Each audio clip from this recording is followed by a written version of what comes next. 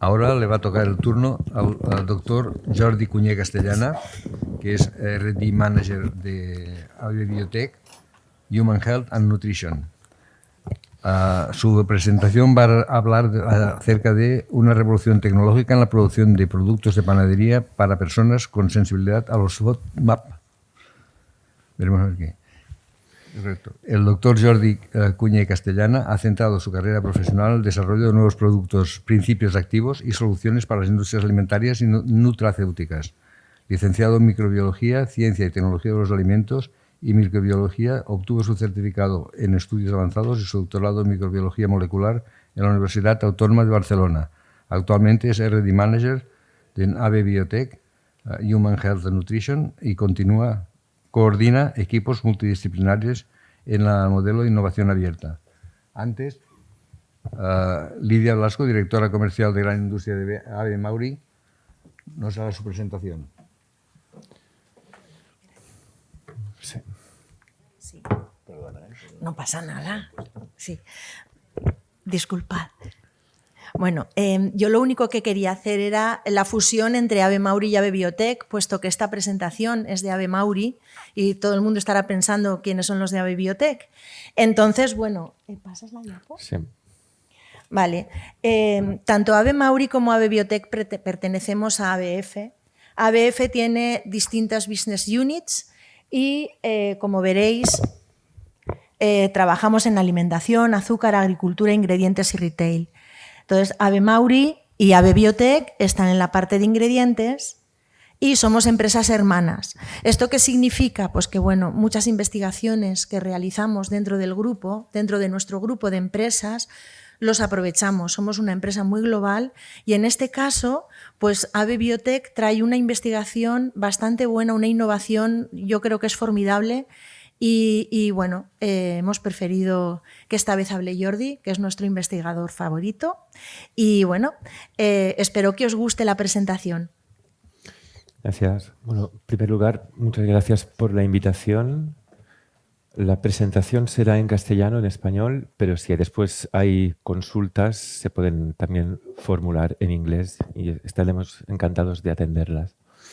Entonces, como decía Lidia, la presentación será acerca de FODMAP, o lo que es, mejor dicho, la presencia de FODMAP en panificación y sus posibles efectos en los consumidores. Para tal fin, vamos a empezar contextualizando con 3 piezas, que son los FODMAP, los trastornos digestivos funcionales, donde los FODMAP tienen una importancia, y pasaremos después a cómo o en qué punto liga FODMAP y panificación. Como decía, FODMAP está por oligosacáridos, disacáridos y monosacáridos y polioles que son fermentables. Es decir, ligado con la presentación anterior, que puede haber microorganismos que los transformen en subproductos y en gas. Estas son sustancias que están muy distribuidas, muy presentes en los alimentos, son ubicuas. En función de qué tipo de los FODMAP y alimento, pues pueden variar sus proporciones, pero están ampliamente distribuidos. Entonces, la situación que es particular para los FODMAP es que nuestro sistema digestivo, las enzimas que son secretadas para la digestión de los alimentos, no son capaces de metabolizarlos, es decir, no son absorbidos. Sin embargo, y en su trayecto por el tracto gastrointestinal, sí que son rápidamente metabolizados por los microorganismos, por la microbiota intestinal. Esto al final conduce al hecho que, de forma rápida, hay una generación de gas importante en el intestino, con las consecuencias que esto implica a nivel de bienestar y fisiología intestinal, que van desde la hinchazón hasta meteorismo. Entonces, como decía, los FODMAP o su implicación en la salud radica en el papel o su efecto en personas que sufren de trastornos digestivos funcionales. Un trastorno digestivo funcional es, llamémoslo, una condición que no se categoriza como enfermedad, pero sí que dificulta o afecta el bienestar de las personas. Hay un caso típico que es la enfermedad del intestino irritable, el IBS, ¿no? Que es un cajón desastre de una sintomatología diversa que seguramente coincide con los que aquí están listados: dolor, hinchazón, alteraciones en el tracto intestinal, en la regularidad. Entonces, las personas que sufren de estos trastornos digestivos funcionales, que se calcula que es un 25% de la población, al menos occidental, ven empeorada su situación cuando en su dieta hay una concentración elevada de FODMAP. ¿Por qué? Si vamos al concepto anterior, los FODMAP, si se caracteriza por algo o sus efectos una vez son consumidos, es una rápida producción de gas. Y esto impacta en esta sintomatología que se caracterizan o por la que se caracterizan los trastornos digestivos funcionales. Entonces, una vez tenemos un poco contextualizado qué son los FODMAP, su implicación en la salud, es importante ya entrar en pensar, bien, si hay personas que necesitan reducir su consumo o incluso evitarlo, ¿qué soluciones hay? Pues una que es muy obvia es una dieta sin FODMAP, ¿no? Esto está claro y está publicado, estudiado. De hecho, fue en Australia donde empezó la investigación alrededor de los FODMAP y la salud intestinal, pero esto es muy fácil de decir y muy complejo de llevar a cabo, porque, como decía, los FODMAP están presentes de forma ubicua en los alimentos, depende de cuál en mayor o menor proporción, pero ahí están. Y ya no es solo renunciar al hedonismo, es decir, productos que pueden ser apetecibles, indulgentes, sino que si se eliminan los FODMAP de forma completa de la dieta, pues puede haber carencias nutricionales. Entonces, como decía, y aquí es donde entronco con la panificación y los FODMAP, donde se inició el estudio de la importancia o de la implicación de estas moléculas en la salud intestinal fue en Australia, fue en la Universidad de Monash. De hecho, uno de los 3 centros que he citado aquí, en la parte central, fueron de los primeros que elaboraron listas exhaustivas y completas de qué alimentos deberían ser evitados o reducidos en personas que son conscientes de su sensibilidad a los FODMAP. Las personas son más o menos sensibles a los FODMAP en función de cómo digieren o cómo su microbiota metaboliza estas sustancias. Entonces, veis aquí que en las harinas o en la mayoría de las harinas que se usan para la panificación no existe una recomendación de su consumo, dado que de forma concreta los fructanos están altamente representados en los productos panificados. Veis aquí que, iniciándose en Monash, en Australia, se trasladó a instituciones reconocidas como la Mayo Clinic o aquí a nivel nacional en la Federación Española del Aparato Digestivo, ya emiten recomendaciones acerca de evitar los productos hechos en base de harinas. Obviamente esto a la mayoría que estamos aquí no nos interesa, entonces hay una opción o se desarrolló una alternativa que es si existe el convencimiento, una persona o un personal médico recomienda a un tercero, a un paciente, eliminar, minimizar la presencia de FODMAP, hay la alternativa citada compleja, que es de no incorporar FODMAP en la dieta, o podría existir una de proveer de productos, de alimentos, que cumpliendo con la función nutricional y hedonística que tienen, pero que no aportaran la cantidad de FODMAP que naturalmente tienen, ¿no? Esto sería una opción intermedia entre consumir tal y como sería una dieta regular o evitar el consumo total de los mismos. Entonces, aquí ya es cuando entra la tecnología que se desarrolló conjuntamente con Ave Mauri y que recae en una levadura conocida como Cluiberomyces marcianos. En este caso es una cepa concreta que es la ABBS7. Esta levadura lo que la caracteriza es una elevada producción de una enzima fructanasa. Como he citado anteriormente, entre los FODMAP más comúnmente representados en la harina y por consecuencia en el pan, hay los fructanos. Entonces, estos fructanos, siendo cierto que fruto de la panificación o de la fermentación convencional por Saccharomyces cerevisiae, hay una reducción de los mismos, no llega a ser la suficiente, no llega a ser la necesaria para transformar un producto en un contenido alto o normal de FODMAP en uno en bajo contenido. Y aquí es donde entra esta levadura, el Culebromyces marcianus.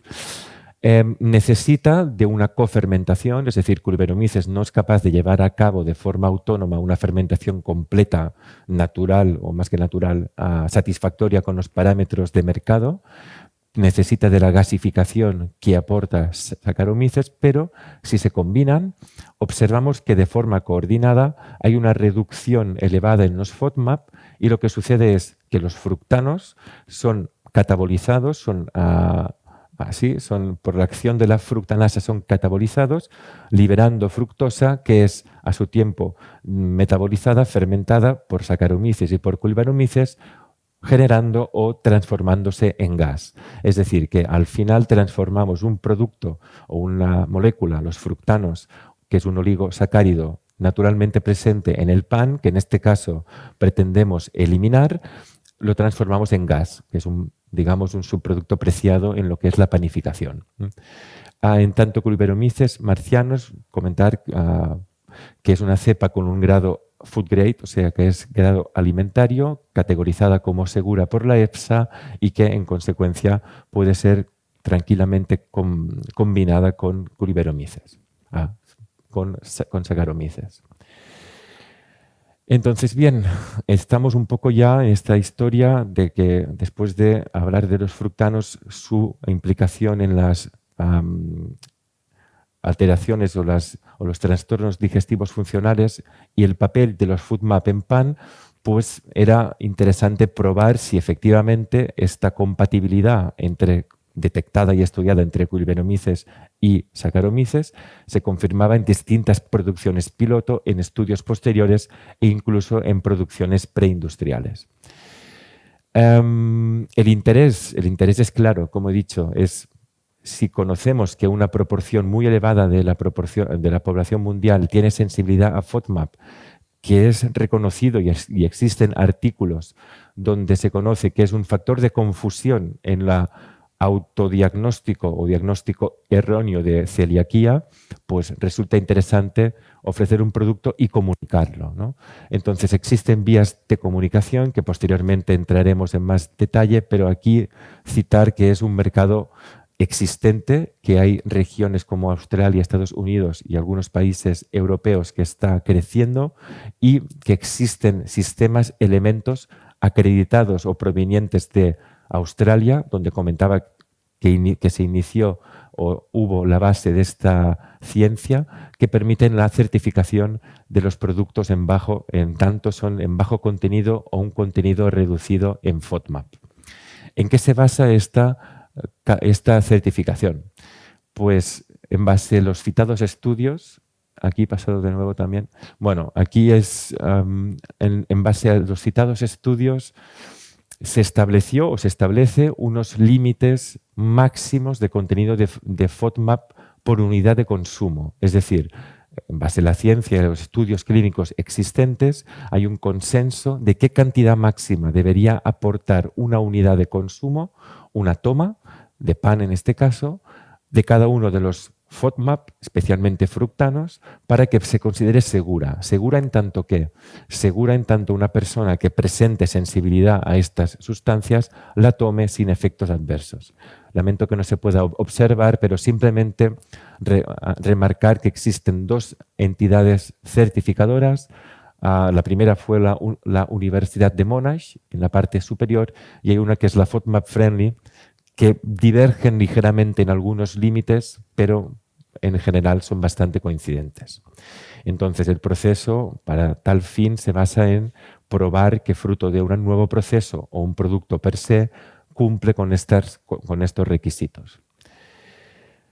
Entonces, como citaba, en este proceso de conceptualización y como una de las opciones que existen para bajar fructanos, este Culebromyces marcianus, se empezó el estudio de qué sucedía si se fermentaba o si se panificaba únicamente con el Saccharomyces cerevisiae, la levadura regular, o añadiéndole Curbenomices marcianos.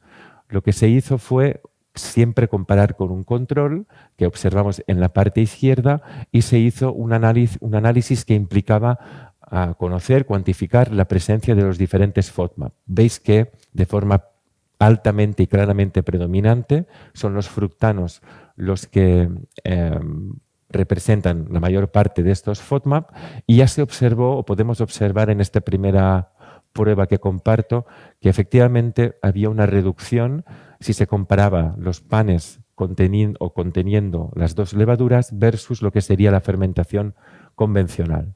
Además, y con un análisis más sensorial o de tecnología, reología del pan, se observó que efectivamente parecía que había una mayor producción de gas, coherente con esta liberación de fructosa proveniente de los fructanos. No se generaban polioles ni otros FODMAP. Esto era importante, era interesante en tanto evitar que fruto del metabolizar los fructanos generásemos otras sustancias no deseables, tal y como se anticipaba fructano, fructosa, CO2, y también había como una mayor formación de crosta. No muy importante, pero sí que se observaba.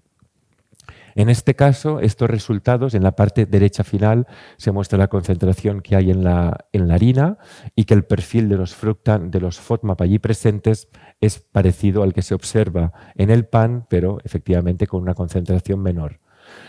En este caso, lo que se hizo fue una adición del Curbenomices al 2%. ¿Vale?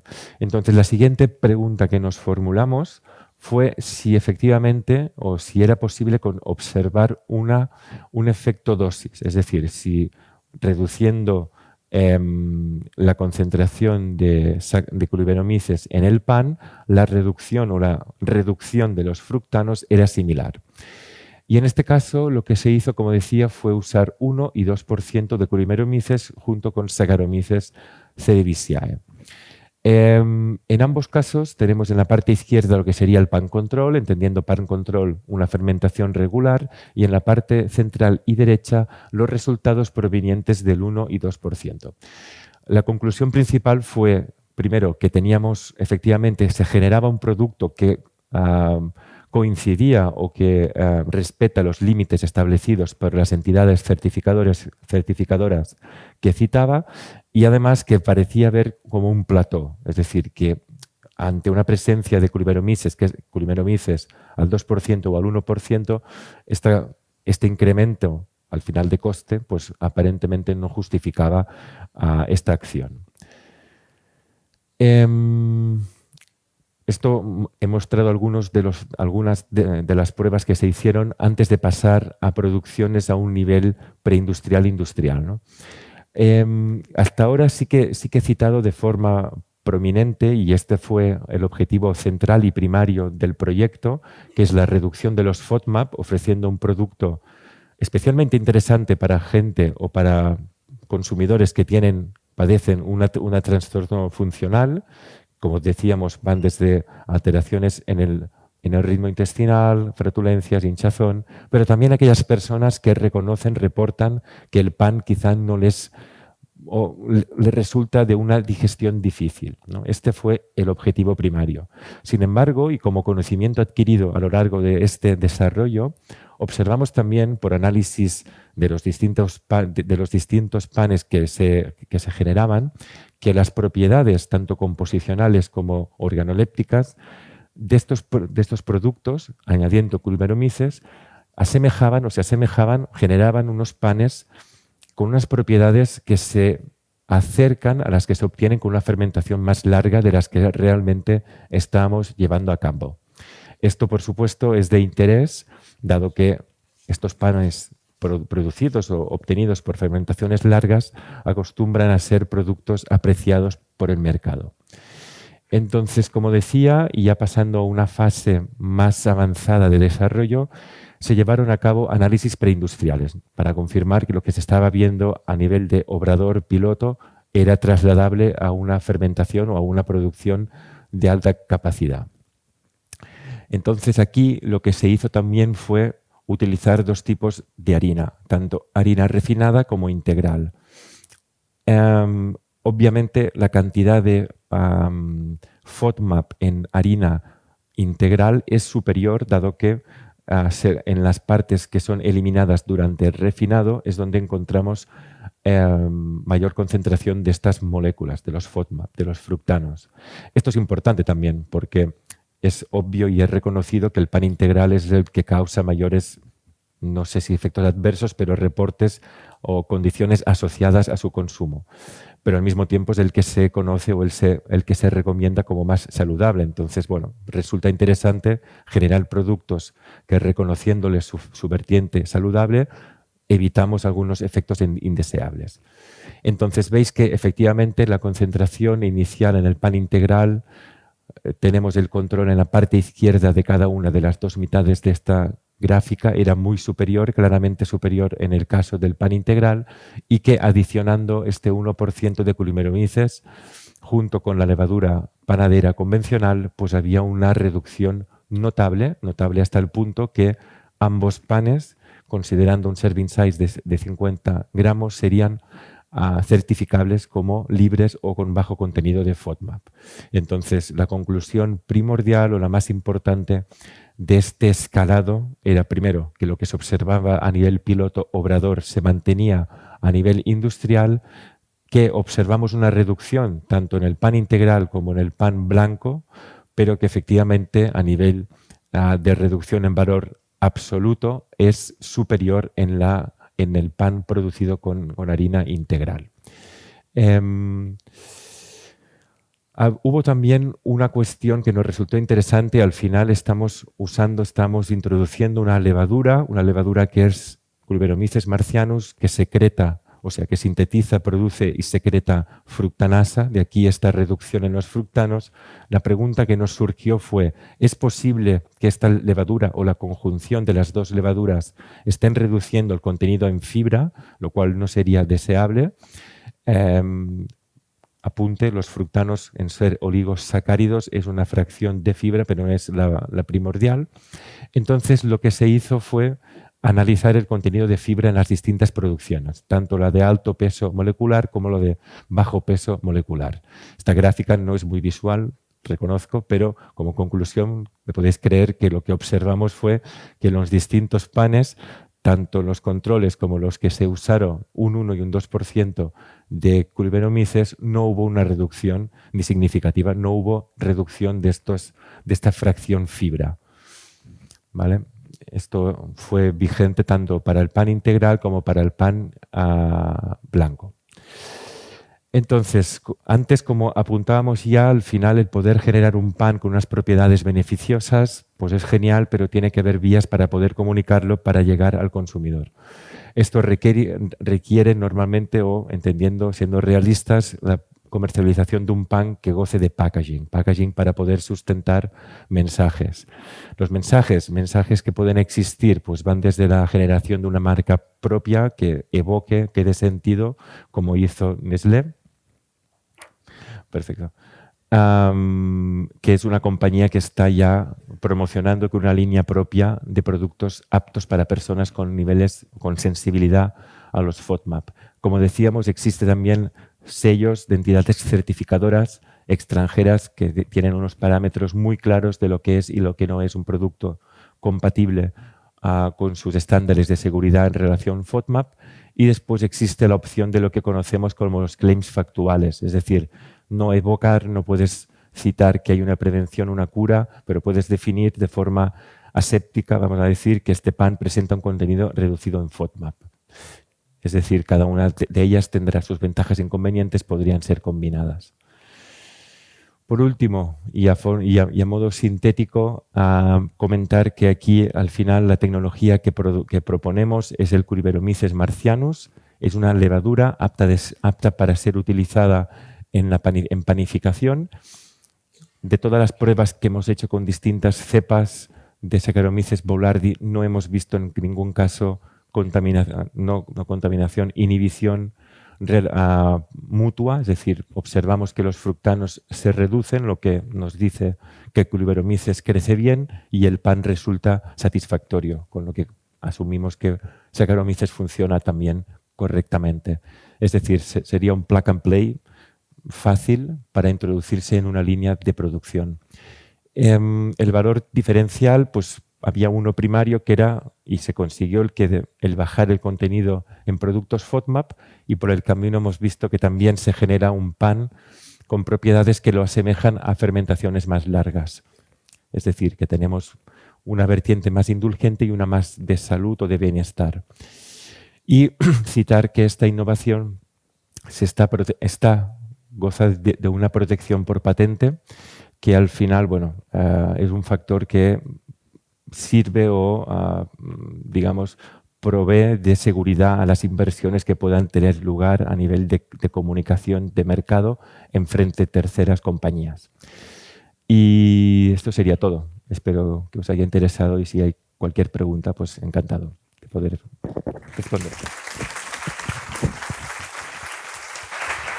Muchísimas gracias. Ha sido una presentación muy, muy, muy interesante.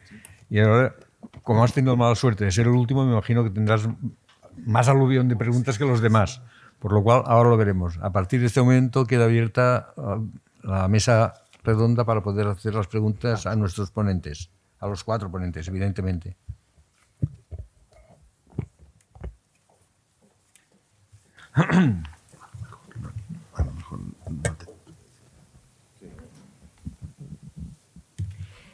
Hola, buenos días. Good morning.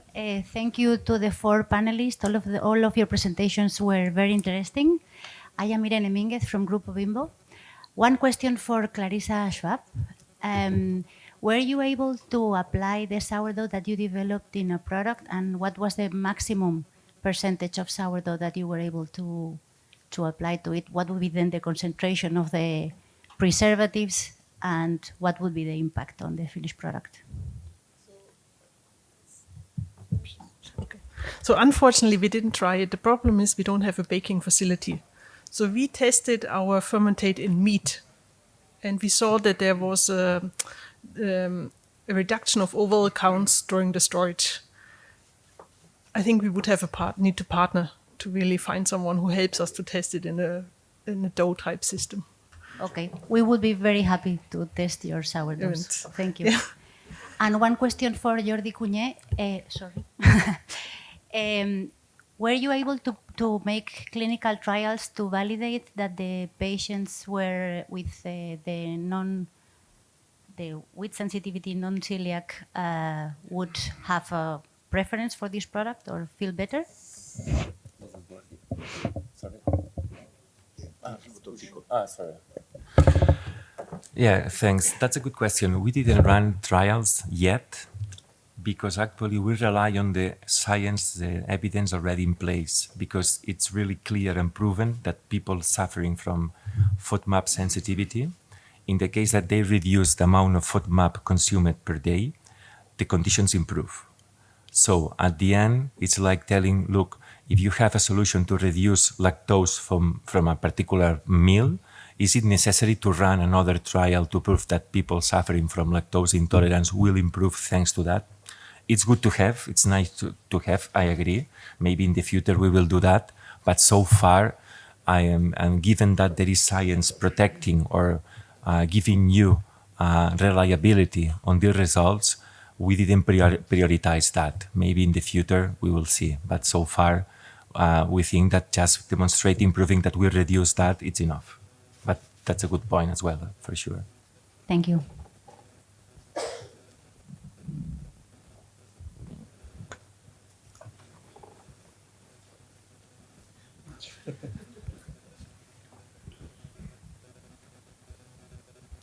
Hello, good morning. This is Luis Villamayor from Marineras Villamayor. I would like to ask Clarissa Sound if you ever try pre-gelatinized flour as sourdough starter, and to know if you have seen any advantage of doing that. Can you repeat the first part? If we ever tried? Yes, pre-gelatinized flour that has been pre-gelatinized before. No. The flour experiment I showed you, this was a category of experiment. I would say it's like quick and dirty. We try something out because we're interested, but we didn't optimize and play around, further develop that from there. But that would be something to really do test flours from also different types of grain cereals, pseudo cereals, and use modified flours on top of that. Thank you very much. En la misma línea, Jordi, preguntarte si habéis probado si las harinas tratadas térmicamente que pueden desactivar parcialmente la actividad del el gluten, si pueden ser más tolerables para las personas con intolerancias no celíacas al gluten. No.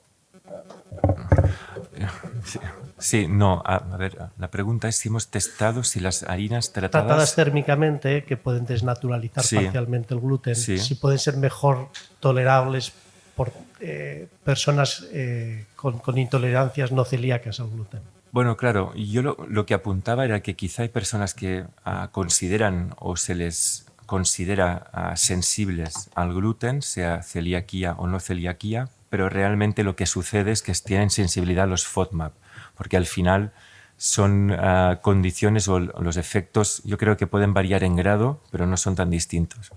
Entonces, no hemos realizado dichas pruebas. Entiendo que puede haber literatura existente acerca de si el gluten desnaturalizado por la acción térmica mejora tal condición, o incluso si un pan producido con harina tratada térmicamente y además con Iberomyces ya es la bomba, podría ser, pero de hecho no. Como decíamos, al final existe una ciencia bien establecida alrededor de los FODMAP y nos hemos centrado primero en buscar una solución para reducirlos. En el caso que se quiera ir para un health claim, te hará falta un estudio clínico o 10, ¿no? Pero de momento con la ciencia y con los resultados es donde nos manejamos.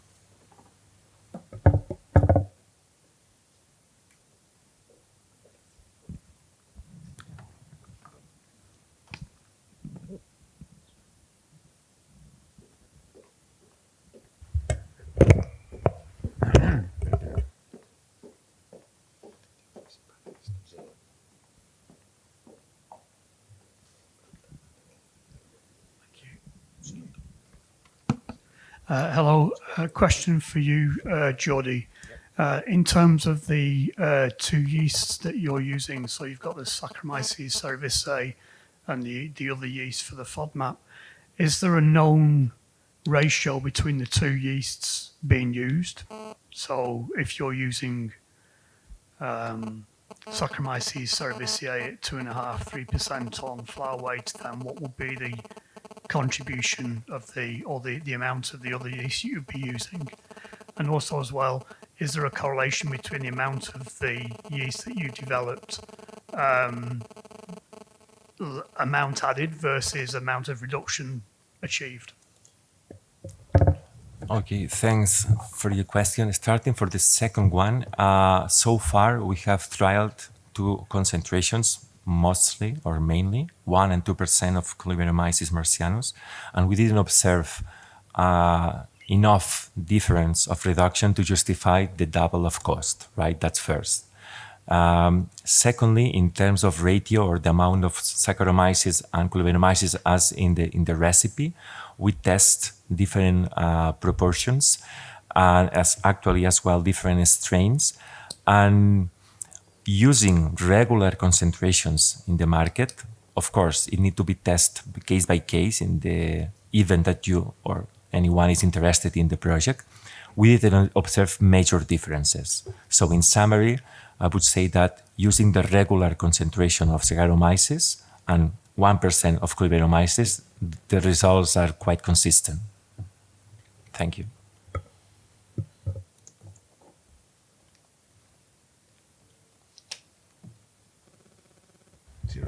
Sí. Para Nuria, sería, ¿qué destacarías una harina termotratada comparada con un enzima para mejorar la ternura de los productos finales? Al final pueden aportar funcionalidades similares y al final es cada cliente que puede escoger o incluso pueden ser complementarias, ¿no? Una enzima actúa a nivel más molecular y una harina termotratada es un nivel más físico que absorbe un poquito más de agua. Entonces yo diría que puede ser muy complementario el uso de ambos productos. Si no os animáis, vamos nosotros, o sea, no hay problema. Pero sería mejor que también perdieras la timidez y hicierais preguntas. For you, Wenko, how can pH have so much influence of shelf life, knowing that molds are not that sensitive to low pH? That's a good question. Yeah, that's indeed a fact. Molds are not really afraid of acidity because they grow in low pH beverages and so on. However, the working mechanism of the preservatives that I presented are mainly based on organic acid. And as both, I think, Nuria and Clarissa mentioned already, is that it's the undissociated part that is effective. And so that goes hand in hand with pH. pH determines the amount of undissociated acid, and so lower pH will cause higher amount of undissociated acid. And if you are in the steep part of the dissociation curve, only a little pH difference can make a huge impact. And another question related to the first one. Is this model, can you apply this model to other baked goods than bread? Yeah, so it's validated on the breads. So we did all the work and the validation work in those two bread types. Is that my phone? I don't know. And but you can fill in all kind of recipes. Although the boundaries are there for normal, regular bread types, and we will broaden the boundaries when other applications are included, like tortillas and sweet bakery. But for now, so it's validated on bread, but it could be used in theory also for other applications. Another thing to keep into account is other applications could deal with other mold types. So this is specifically actually for bread. You can get an indication in for other applications, but again, it's not validated for that.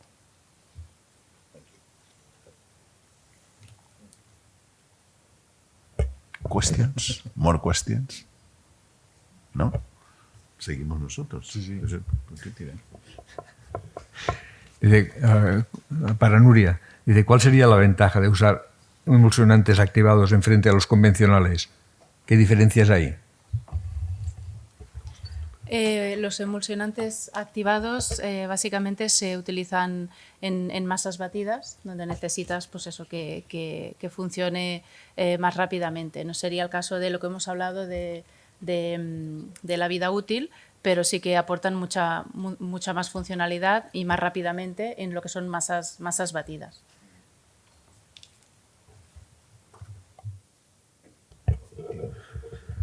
Para Jordi, sería el hecho de saber, ¿los médicos tienen conocimientos suficientes para poder diferenciar una cosa de la otra? Digamos, los celíacos de los sensibles al FODMAP. Es una buena pregunta. Yo creo que es ya la pregunta, además de ser buena, es ya la gente no usa ni los médicos para diagnosticar. Entonces esto es otro problema, ¿no? Entonces ya no, porque si tú comparas la prevalencia real o estudiada de celiaquía versus las cuotas de mercado, no tiene sentido alguno. Y hay gente que prefiere, pues es una opción, pero muchas veces no está justificada. Entonces, es cierto que puede existir la necesidad de aún llegar a personas con una formación o una actualización relevante. Lo que pasa que, como he citado, entendemos la posible producción de estos panes. Existe un posicionamiento estrictamente o muy dietético, es decir, de casi tienda especializada, pero como decía, la eliminación o la reducción de los FODMAP no solo sirve o puede servir para personas que efectivamente tienen esta sensibilidad, sino que mejora la experiencia post-consumo en general. El pan El integral puede generar algunas molestias, ¿no?, que justifican o que no empañan sus bondades. Entonces, lo que entendemos es que para llegar a una cuota más elevada de población, no solo se tiene que centrar en los FODMAP, el que lo entienda ya lo entenderá, sino en esta mayor digestibilidad. Siguiendo con la pregunta que ha hecho Albert, yo puedo aclarar que los médicos están tratando actualmente los problemas de intolerancia a FODMAP con antibiótico. Es decir, hacen una dieta absolutamente exenta de FODMAP, con lo cual es dificilísimo al inicio, y para irse reintroduciendo lentamente, pero con unas tandas importantes de antibiótico con la finalidad de modificar la flora intestinal. Con lo cual esto es un pescado que se muerde la cola porque altera tremendamente la flora intestinal. Y yo auguro un futuro muy válido estos productos sobre todo de panificación, porque lo que más, lo digo por experiencia, como profesional que he tratado a pacientes con problemas con FODMAP, lo que más les cuesta en la dieta es eliminar justamente los productos de panificación, el pan. Si aceptan eliminar las verduras, la cebolla, el ajo, etcétera, pero el hecho de no poder tomar más que tortitas de arroz al Mediterráneo le cuesta muchísimo. Por tanto, será un hecho. Y confundir la celiaquía con la intolerancia al FODMAP es grave, pero es un hecho que se está dando. Y hay muchísimas personas que no tienen ningún tipo de problema con el gluten, pero sí lo tienen con los FODMAPs. Con lo cual, no creo que tengáis una facilidad para hacer estudios clínicos. Es muy complejo, porque primero necesitas una certificación, validar que los que estás reclutando efectivamente cumplen con criterios que es sensibilidad a FODMAP. O sea, no es tan sencillo o directo como a otras condiciones, patologías que tú quieres estudiar, donde está mucho más clara la población, porque justamente te hace falta un pre-enrollment, ¿no? Primero asegurar que efectivamente es sensible a los FODMAP, a no ser que lo tenga confirmado y bien confirmado. Y es complejo. Pero como decía, nosotros entendemos esta solución, especialmente obvio para gente con intolerancia o sensibilidad a los FODMAP, pero en general para esta población, esta fracción de la población importante que tiene trastornos digestivos funcionales, ¿no?, que muchas veces uno ya se los conoce porque los sufre de forma diaria, ¿no? Entonces vemos que hay un abanico que va desde casos más severos a casos menos severos, pero que se pueden beneficiar de estos productos. Continuando en el mismo tema, ¿tienen algún etiquetaje especial que permita a las personas que son sensibles que puedan identificar que estos productos son bajos en FODMAP y todo lo demás? Algunas de las opciones que existen son las que comentaba, las compañías que hayan optado por esta certificación. Si no, la persona que lo sufre al final obtiene un pequeño grado en nutrición y dietética y en alimentación, porque tiene que ver cuáles son los alimentos que sí o que no. El ajo es muy rico, se consume poco en comparación con pan, cebolla. Hay este factor, ¿no?, concentración de FODMAP versus el serving, ¿no?, cuánto se consume. Pero a día de hoy no, a día de hoy yo creo que es por conocimiento de la persona, de identificar qué puedo y qué no puedo, como sucede con muchas intolerancias, ¿no? Ensayo de error. Totalmente, sí.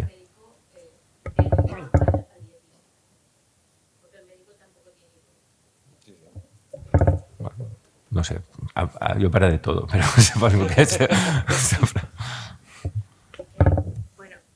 Perdona, no tenía el micro, que digo, lo habitual es que, y está pasando, es que el médico deriva al dietista porque el médico tampoco tiene un conocimiento de composición de los alimentos muy válido y no hay más, es que no es ningún problema que no lo tenga, ¿eh? El médico tiene que saber de medicina, no tiene por qué saber de nutrición porque no lo ha estudiado.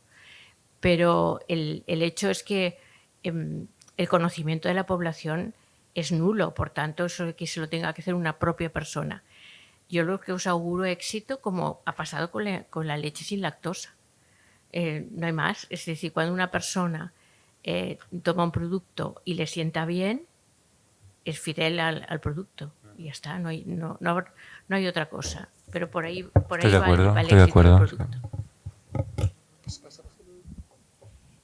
Sí, estoy totalmente de acuerdo en lo que dices y a eso me refería más bien con los estudios clínicos, que quizá no haya que validar siguiendo un protocolo que nos permita tener un etiquetado, pero sí validar que efectivamente esos productos hacen que la gente se sienta mejor. De una manera con un protocolo pues quizá no tan exhaustivo como piden las leyes de etiquetado, pero sí que valide lo que estáis diciendo. Eso es lo que proponía. Sí, siempre se puede comprobar, pero bueno, un poco es la misma línea, ¿no? Es un producto sin lactosa, se tiene que volver a estudiar. Puede ser que el comité de ética te diga quizá es arriesgado someter a personas a este hecho, ¿no? Todo se puede hacer, pero además de la complejidad de encontrar pacientes bien diagnosticados, un buen estudio requiere de un control positivo, de un placebo. Entonces esto también complica, ¿no? Es como ir a pedir a un comité de ética que te apruebe que personas que tienen sensibilidad les va a dar unos productos sin FODMAP y otros con FODMAP. Tienes que explicar muy bien. Entonces hay algunas complicaciones, pero bueno, todo se puede hacer al final, ¿eh? Una pregunta muy sencilla, Nuria. Los encapsulados de los conservantes, que son muy interesantes, de cara a lo que es el etiquetaje, ¿varía sobre un conservante normal o es lo mismo? El etiquetado es el mismo, sí, tiene el mismo número E. Sí, no varía. ¿Más preguntas? Por allí hay uno que se levanta. Sí. Por ahí.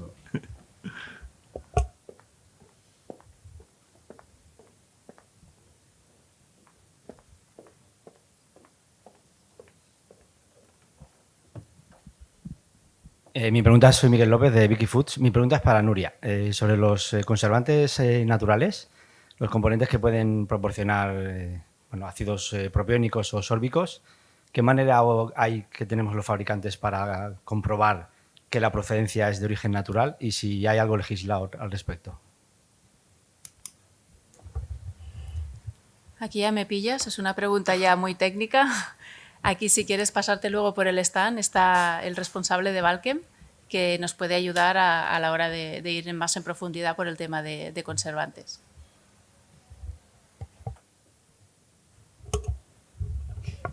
Más preguntas, si no tiro yo. Clarissa, please.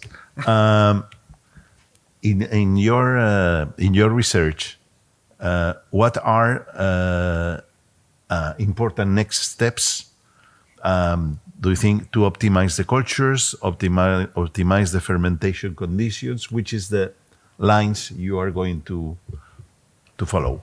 I think one of the problems is right now we rely on that we have this rhamnose, the exoxose as a substrate. But rhamnose, you find that in pectin, and then it has to be hydrolyzed, and it's very expensive sugar. And if we use fucose as an alternative, the other deoxyxose, you find it in seaweed, and it's even more expensive.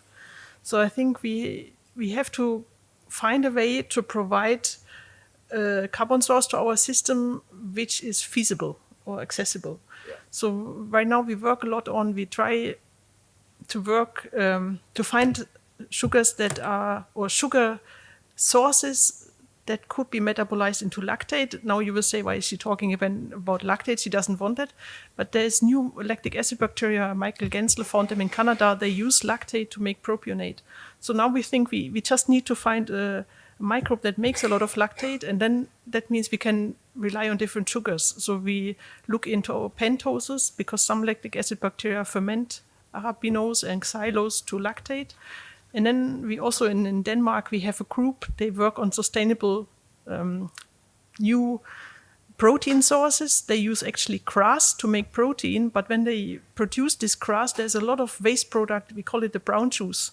It's rich with sugars, and it's easily fermentable sugars. So there's everything in there. There's sucrose, there's fructose, there's arabinose, xylose. So we want to use those natural sources, which are waste products, to integrate in our pipeline to make a lot of lactate, and then use the lactate to make propionate. So it's a bit of finding new substrates, optimizing the process, finding new cultures, and then next steps would be also upscaling, downstream processing, but we are far from that. I think we play more with the possibilities we have and then leave it to the others to optimize the process.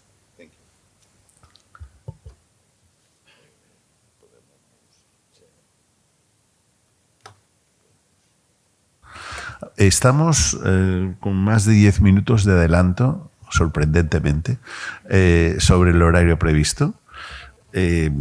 Podemos adelantarlo todo, si queréis. Es decir, ahora teníamos previsto 40 minutos para el coffee break, es decir, de 11:10 a 11:50. Si os parece, a las 11:40 o 11:35, porque ya sabemos que mover tanta gente cuesta, vamos llamando al orden y volvemos aquí para el segundo bloque de la mañana. ¿De acuerdo? Pues muchas gracias a todos, muchas gracias a ustedes y seguimos. Un placer.